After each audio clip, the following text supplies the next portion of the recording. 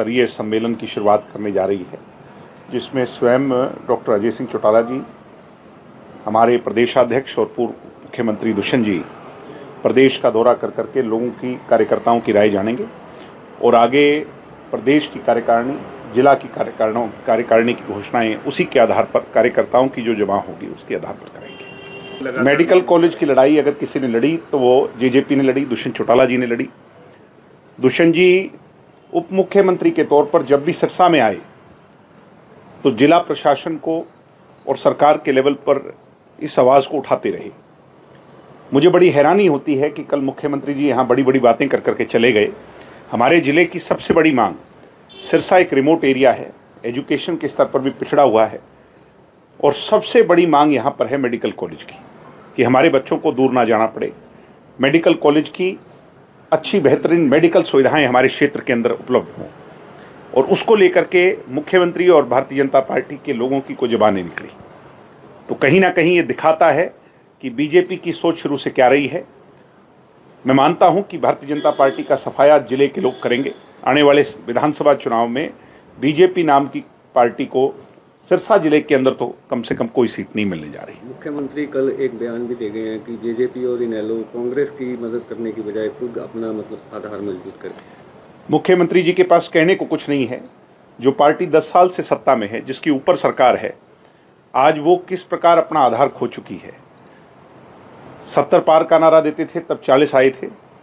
आज 10 की 10 जिताने की अहंकार की बात करते थे तब 5 आए हैं।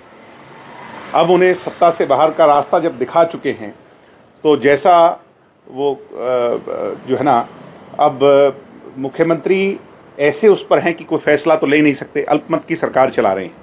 तो कहीं ना कहीं आधारहीन बातें कर करके इस तरह की बात कर रहे हैं, लोगों को बरगलाने का प्रयास कर रहे हैं। जननायक जनता पार्टी स्वर्गीय चौधरी देवीलाल जी के विचारों की पार्टी है, उनकी सोच की पार्टी है।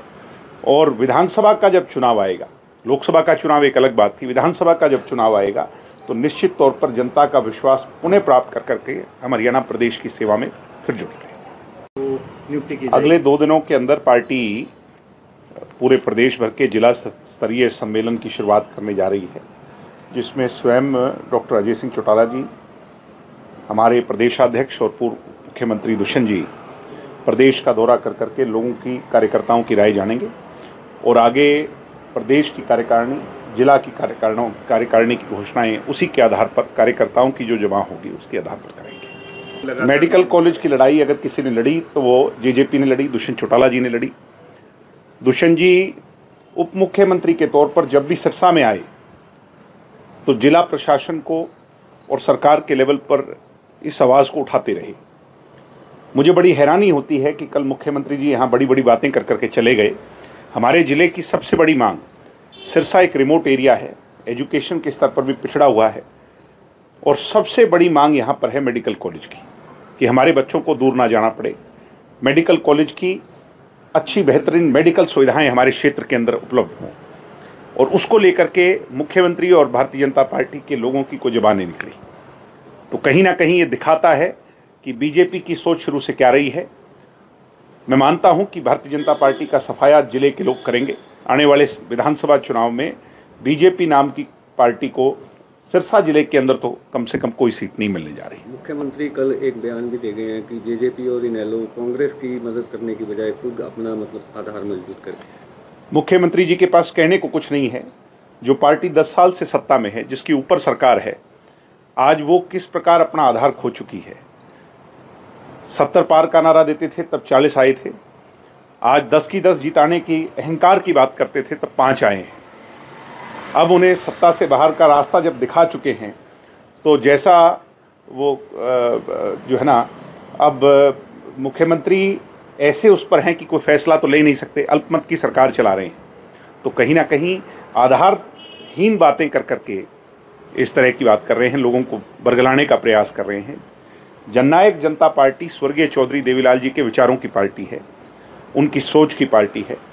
और विधानसभा का जब चुनाव आएगा, लोकसभा का चुनाव एक अलग बात थी, विधानसभा का जब चुनाव आएगा तो निश्चित तौर पर जनता का विश्वास पुनः प्राप्त कर करके हम हरियाणा प्रदेश की सेवा में फिर जुट गए। अगले 2 दिनों के अंदर पार्टी पूरे प्रदेश भर के जिला स्तरीय सम्मेलन की शुरुआत करने जा रही है, जिसमें स्वयं डॉक्टर अजय सिंह चौटाला जी, हमारे प्रदेशाध्यक्ष और पूर्व मुख्यमंत्री दुष्यंत जी प्रदेश का दौरा कर करके लोगों की, कार्यकर्ताओं की राय जानेंगे और आगे प्रदेश की कार्यकारिणी, जिला की कार्यकारिणी की घोषणाएं उसी के आधार पर कार्यकर्ताओं की जो जमा होगी उसके आधार पर करेंगे। मेडिकल कॉलेज की लड़ाई अगर किसी ने लड़ी तो वो जेजेपी ने लड़ी, दुष्यंत चौटाला जी ने लड़ी।